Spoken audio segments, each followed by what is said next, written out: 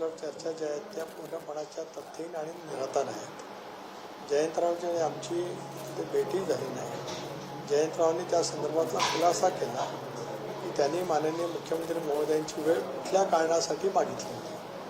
मीच आपल्या वाहिन्यांच्या मार्फत त्यांचा खुलासा काल ऐकला की त्यांच्या विधानसभा मतदारसंघातील नगरपालिकेच्या नगराध्यक्षांच्या डिस्क्वालिफिकेशनच्या बद्दलचा काहीतरी मुद्दा होता असं त्यांनी काल खुलासा केला.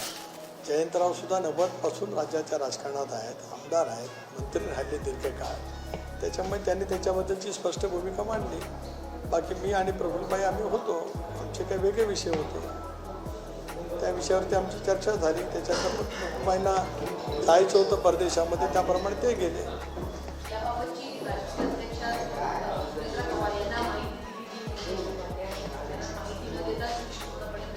नाही, हा प्रश्न पक्षांतर्गत आहे, त्याच्यामध्ये काही दुमत असं काही कारण नाही. आम्ही बहिणी आमच्या राष्ट्रीय अध्यक्ष आहेत.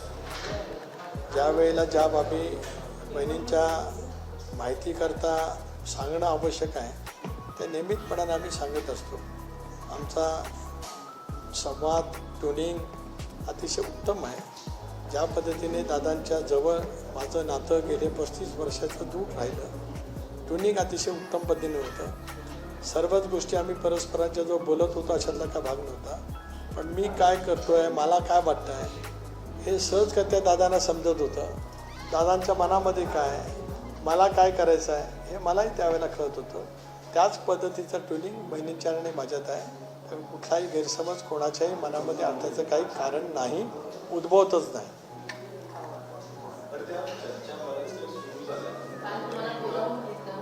नाही, बोलून घेतलं विचारलं वगैरे हा काय भाग नाही. नियमितपणाने आम्ही भेटत असतो.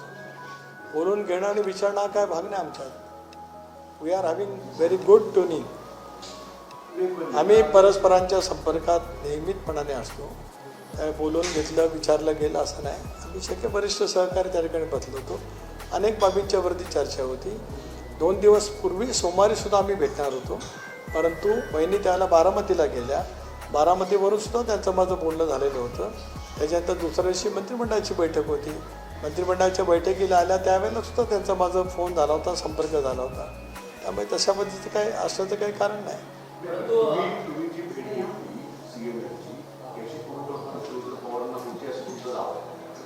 बघा, मी खासदारी आहे.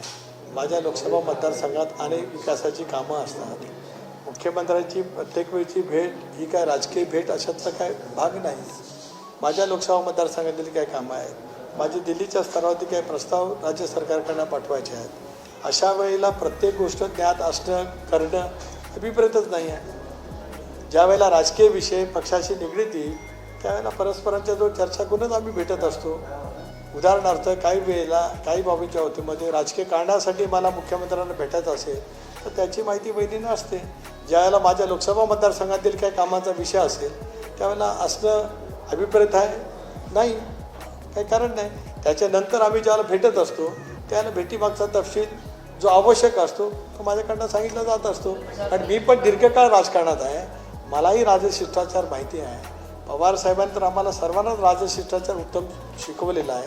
त्यामुळे संवाद कसा परस्परांची असावा त्या आमच्या राष्ट्रीय नेते आहेत, राष्ट्रीय अध्यक्ष आहेत, मी प्रदेशाध्यक्ष आहे. दीर्घकाळ वेगवेगळ्या पदांवरती मी काम केलेलं आहे. त्यामुळे एकमेकाचा सन्मान, ट्युनिंग, पक्ष मजबूतीने पुढे उभं करणं या बाबतीमध्ये आम्ही एकमताने काम करत असतो.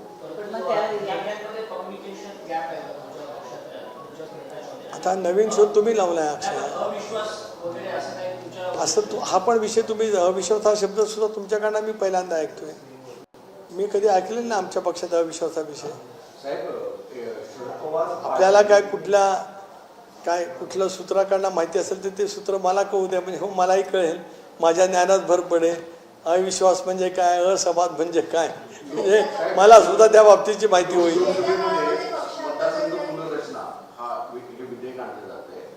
तुमच्या पार्टीचं समर्थन आता एनडीएच्या अनालिसिस उद्या बैठक सुद्धा आहे तुमच्या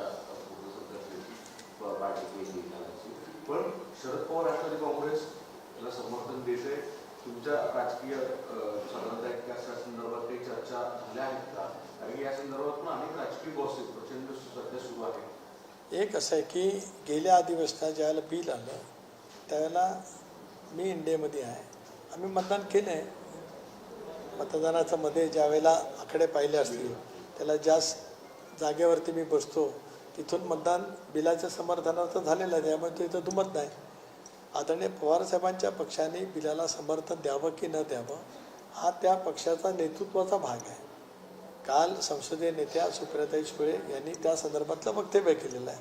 त्यांचा पक्ष आहे, त्यांचा त्या संदर्भातली जी काय भूमिका आहे, उलट त्यांनी त्याच्यातलं जे मी मांडलं ते ऐकलं आपल्या वाहिन्यांच्या मार्फत की त्या UPAच्या नेत्याची चर्चा करणार आहेत. एक बिल आल्याच्यानंतर त्याच्यात काय नेमका अंतर्भाव आहे ते बघणार आहेत आणि 24 तासात त्यांची भूमिका ते मांडणार आहेत. त्यामुळे त्यांची भूमिका स्वतंत्रपणाने मांडण्याचा जो अधिकार आहे त्याबद्दल ते मांडतील.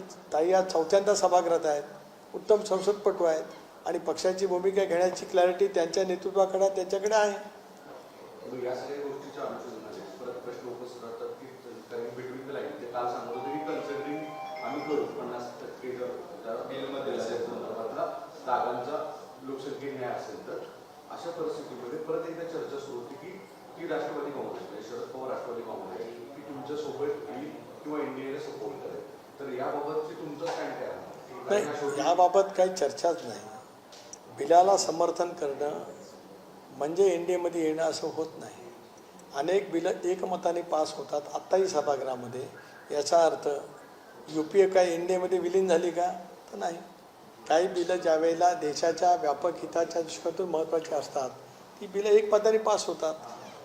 14 सालापासून मोदी साहेबांच्या नेतृत्वाखाली देशामध्ये सरकार आल्यापासून बरीपैकी बिलं ही एकमताने पास झालेत.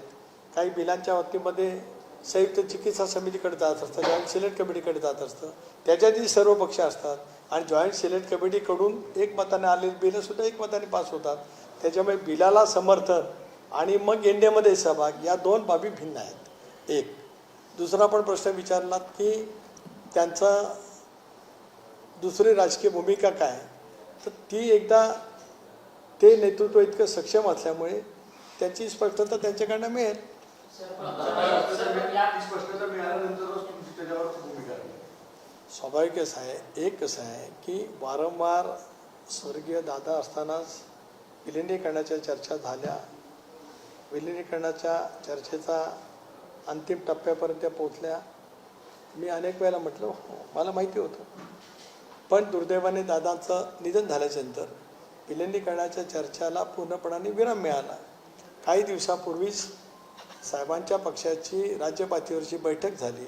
त्यावेळेला कार्याध्यक्ष म्हणून सुप्रियाताई असतील, पक्षाध्यक्ष म्हणून शशिकांत शिंदे असतील, त्यांनी स्पष्टपणे सांगितलं की आता विलिनीकरणाच्या चर्चेला पूर्ण विराम आहे. ही भूमिका स्पष्टपणे त्या ठिकाणी मांडली गेली. त्यामुळे नव्याने काही ती चर्चा कुठे सुरू झालेली नाही. सुरू झालीच तर मग तो विषय आहे, पण आज तरी कुठं सुरू झाल्याचं चित्र नाही. त्यांचा जरी सरकारमध्ये येण्याचा प्रयत्न असेल किंवा तुमच्या मार्फत येण्याचा प्रयत्न असेल, अर्थात एकत्रित राष्ट्रवादी, तुमचं स्टँड काय असणार? एकला चलोरेचा जी भूमिका अजून कुठे सुरुवातच नाही झाली तर त्याच्याबद्दल प्रतिक्रिया देण्याचं काही कारणच नाही ना. ज्या गोष्टीची सुरुवातच काय झालेली नसेल तर त्याच्यात काय प्रतिक्रिया देणार? ती मी मगाशीच यांच्या प्रश्नाला उत्तर देताना सांगितलं की तशी सुरुवात झाली तर मग चर्चा करणं आवश्यक राहील ना. तशी काही सुरुवातच नसेल तर काय? पूर्णविराम कोणी दिलाय तर तिकडून एक मिनिट, पूर्णविराम कोणी दिलाय तर तिकडून दिलाय. आम्ही तर काय सुरुवातच कधीच केली नव्हती. कारण दादा असताना दादाच आमचे राष्ट्रीय नेते, जो दादांनी निर्णय घेतला असता त्या निर्णयाचं पूर्णपणाचं समर्थन आम्ही सर्वांनीच मोकळेपणाने एकमताने निश्चितपणाने त्या ठिकाणी केलं असतं. आता बहिणी आमच्या अध्यक्ष आहेत, एक भाग. तशी ज्या वेळेला चर्चा येईल त्यावेळेला मग माझं मत मांडीन ना. जी चर्चाच नाही त्याच्याबद्दल आज मत मांडून घाई कशाला करू? मला 40 वर्षाच्या प्रदीर्घ अनुभवाच्यामुळे कधी काय घाई करावी, कधी काय मतप्रदर्शित करावं तेवढं तर नक्की कळतं ना. ज्या वेळेला चर्चेचा सूर कुठेतरी निघेल त्यावेळेला माझं मत काय, आज माझं मत काय ते माझ्या मनात नक्की आहे. मला आज सांगण्याचं काही कारण नाही. समजा ते नसेल तर सांगून काय करू?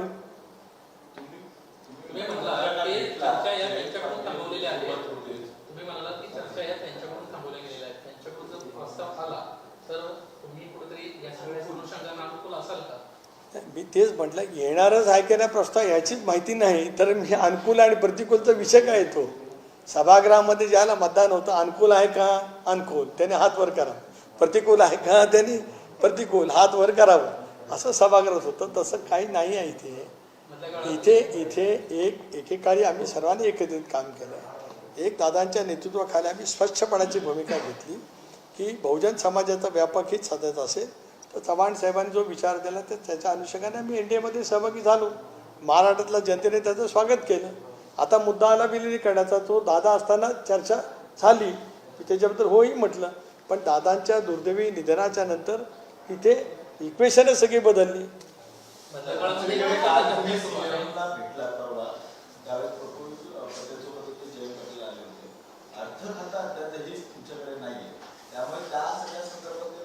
हे बघा, पुन्हा मी सांगतो, जयंत पाटलांची आमची तिथे भेट झाली नाही.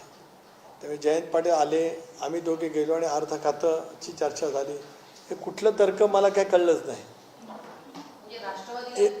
जयंत पाटलांचा काय संबंध? एक मिनिट जयंतरावचा काय संबंध? जयंतरावनी त्यांची भेट कशा कारणासाठी झाली स्पष्ट सांगितलं. जयंतराव सुद्धा वरिष्ठ नेते आहेत, ते सुद्धा एकत्रित राष्ट्रवादी काँग्रेस पक्षाचे दीर्घकाळ अध्यक्ष राहिले. राज्याचा अर्थमंत्री त्यांनी दीर्घकाळ मांडलेला आहे. अनुभवी नेते आहेत, एक स्वयंभू नेते आहेत. त्यांनी त्यांची एकदा स्पष्टपणाची भूमिका मांडली. तर आमच्या दोघांच्या भेटीचा आणि जयंतरावच्या भेटीचा दुरान्वेही काडी मात्र काही संबंध नाही. राहिला प्रश्न माझ्यापुरता.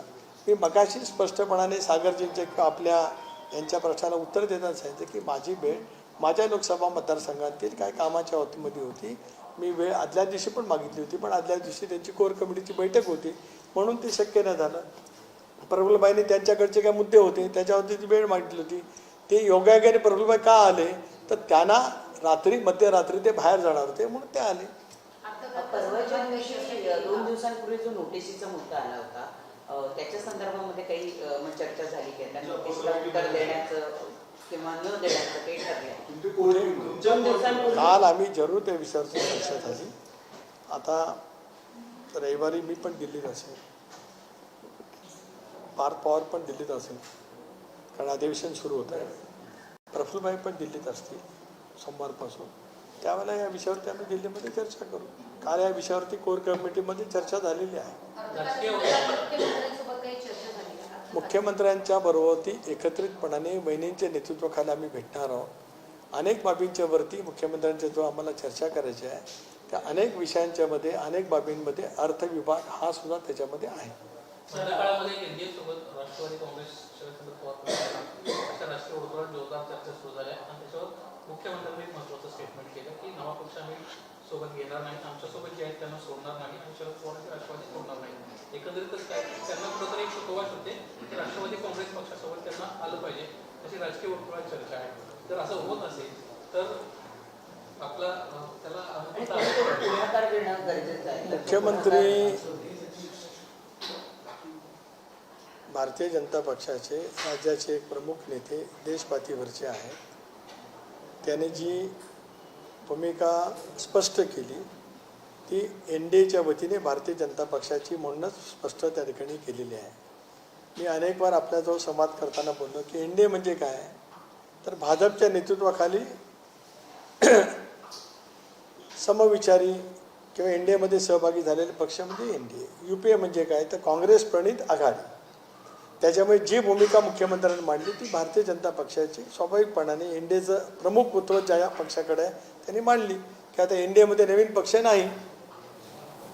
त्याच्यामुळे ती भूमिका त्यांनी त्या ठिकाणी स्पष्ट मांडली.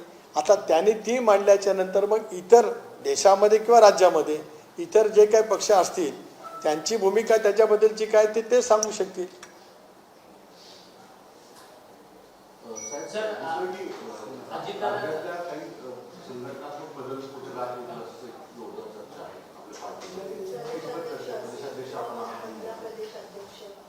कुठले एक असं आहे की आज महिला प्रदेशाध्यक्ष पद रिक्त आहे. युवक मी संघटनेचं बोलते सीमाताई त्यांनी संघटनेचं म्हटलं युवक अध्यक्ष पद रिक्त आहे. विद्यार्थी संघटनेचं सुद्धा पद आज या पदावरती प्रशांत कदम काम करतात, पण ते त्या ठिकाणी दीर्घकाळ काम करतात. तो एक मुद्दा पक्षाच्या चर्चेमध्ये जरूर त्या ठिकाणी आहे.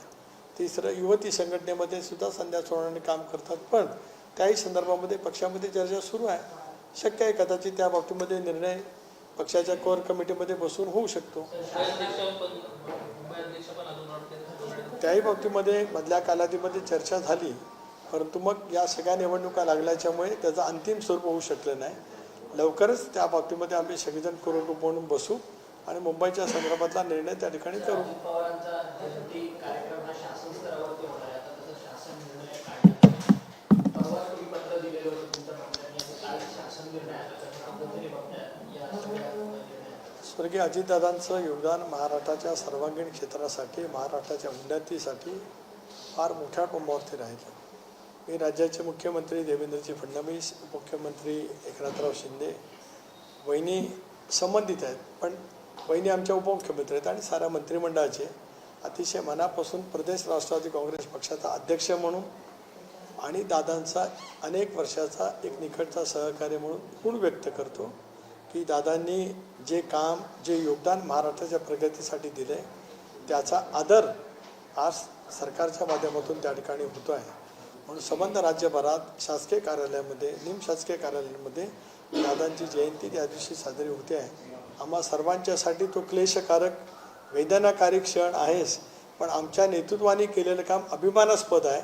याचा सुद्धा आम्हाला सर्वांनाच एक वेगळ्या भावना आमच्या प्रत्येकाच्या मनामध्ये आहे.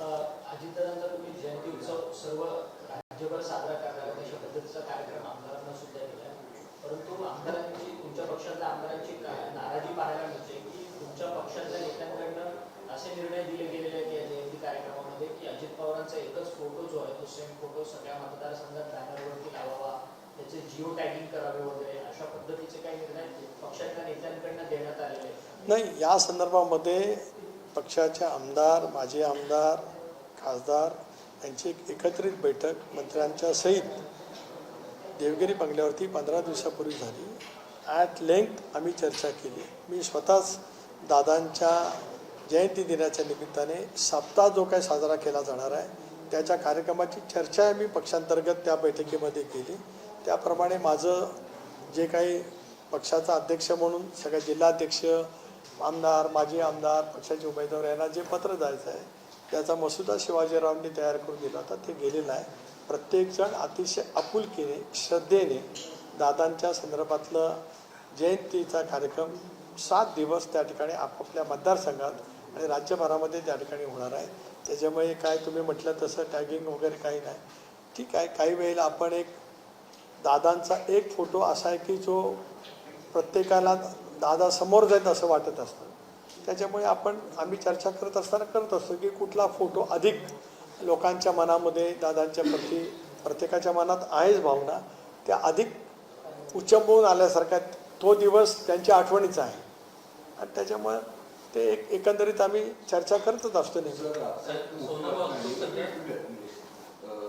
न्यायालयाने लवासा प्रकरणाच्या संदर्भामध्ये जी याचिका केली होती त्याच्यामध्ये प्रामुख्याने ते आरोपी म्हणून त्यांना केलं होतं की शरद पवार असतील, सुप्रिया सुळे असतील आणि अजितदादा असतील, त्या तिघांमध्ये कुठलेही आरोप सिद्ध न होता आरोप करणं चुकीचं असं म्हणताय कोर्टाने आणि ती FIR दाखल करावी अशी स्वरूपाची मागणी होती, ती देखील याचिका फेटाळलेली आहे. एक मोठा दिलासा मानला जातो. या सगळ्या प्रकरणाच्या या संबंध कायदेशीर बाबीमध्ये मी एक साक्षीदार होतो, घटक होतो.